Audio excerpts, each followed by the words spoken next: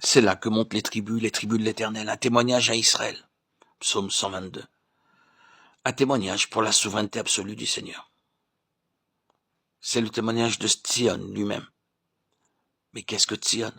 Regardons l'histoire de Tzion et vous aurez l'explication de ce qu'est le témoignage. En premier lieu, le témoignage est pour et procède de la souveraineté absolue du Seigneur. Et dans notre propre temps, il signifie le Seigneur Jésus. C'est là où le témoignage commence. Le témoignage découle de la souveraineté absolue du Seigneur Jésus. Tzion est la ville du grand roi, psaume 48:2.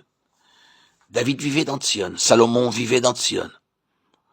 Considérons très brièvement son histoire.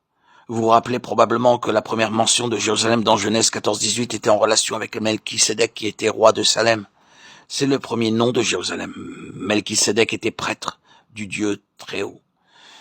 Mais il était aussi roi de Salem.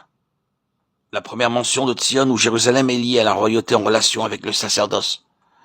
Ensuite, nous voyons que Tzion était la citadelle ou la forteresse de Jérusalem, qui était entre les mains des Jébusiens. Elle fut appelée en premier lieu Jébuse, le bastion des Jébusiens. Elle fut entre les mains des Jébusiens durant toute la période des juges, le règne de Saül et le règne de David à Hébron. Mais quand tout Israël vint à Hébron faire de David leur roi, doublement établi dans sa royauté, alors il est allé à Jébu. Il a alors lancé ce défi à ses puissants hommes. Quiconque battra le premier, les Jébusiens, sera chef et prince. 1 Chroniques 11:6. Joab monta le premier, mais c'était une forteresse qui était considérée absolument inexpugnable par les Jébusiens, car ils disaient « l'aveugle et le boiteux sont suffisants pour défendre tout cela ». Or ce n'est pas seulement une histoire. Il y a quelque chose dans tout cela qui renferme une immense signification et qui nous concerne, vous et moi. L'établissement du Seigneur Jésus dans la souveraineté absolue n'est pas un jeu d'enfant. Considérons-le dans son propre cas. Quelle chose immense ce fut de parvenir à l'ascendance absolue sur toutes les forces du mal. Quelle prise les forces du mal avaient sur la citadelle de l'âme de l'homme, sur ce monde. Une telle emprise faisait dire à l'ennemi que sa position était inexpugnable. Et nous savons ce qu'il y a dans tout cela. Est-ce que vous n'avez jamais été battu par un ennemi fortement retranché dans une vie? Nous avons tous rencontré et dû faire face à des situations individuelles dans lesquelles Satan avait un tel solide enracinement que cela nécessitait quelque chose d'infiniment plus grand que les forces ou l'ingéniosité de l'homme pour résoudre le problème.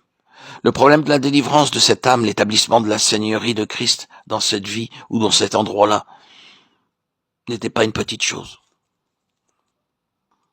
Nous pouvons proclamer avec force et véhémence que Jésus est Seigneur. Mais c'est justement dans ce domaine que toutes nos propres batailles font rage. N'avez-vous jamais polémiqué avec le Seigneur dans des domaines de votre propre vie où l'issue de la controverse était la suivante? Est-ce qu'il va être Seigneur dans tout cela?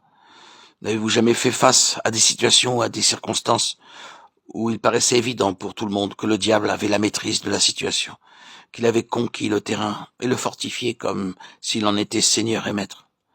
Est-ce que nous ne sommes pas constamment confrontés à des choses comme celle-là, où il semble que le diable, et non Jésus, soit le Seigneur? Cela se présente à nous, dans notre propre vie spirituelle, comme une immense épreuve de la foi. Je pense que les expériences dans lesquelles le peuple de Tzion est induit ne sont pas les expériences ordinaires de la vie chrétienne, ni les persécutions, ni les tentations ordinaires et les difficultés inhérentes au fait d'être chrétien. Ces situations sont beaucoup plus spirituelles et nous impliquent profondément. Et parfois, la foi est éprouvée sur la base de cette question. Est-ce que Jésus est Seigneur malgré tout cela? Regarde la situation, regarde aux circonstances, regarde les forces qui semblent la contrôler. Jésus est-il Seigneur? J'espère que je ne scandalise personne. Vous pouvez ne pas avoir eu cette expérience.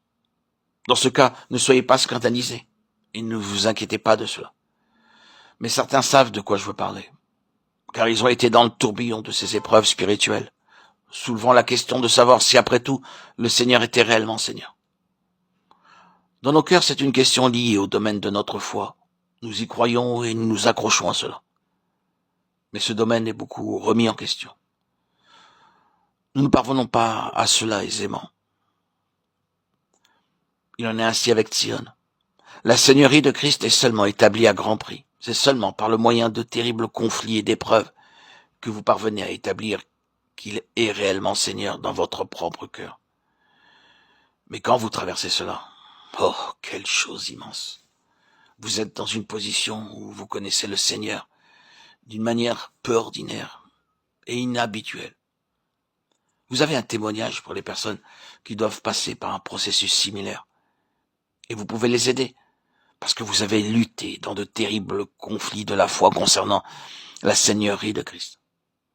Est-ce que cela ne peut pas expliquer pourquoi certains parmi vous ont des expériences aussi extraordinaires? Si vous regardez certains chrétiens, vous les voyez passer par des épreuves comparativement faciles. Ils obtiennent ce qu'ils veulent, ou ce qu'ils pensent qu'ils devraient avoir. Mais avec vous, tout est une affaire de conflit et rien ne s'acquiert aisément.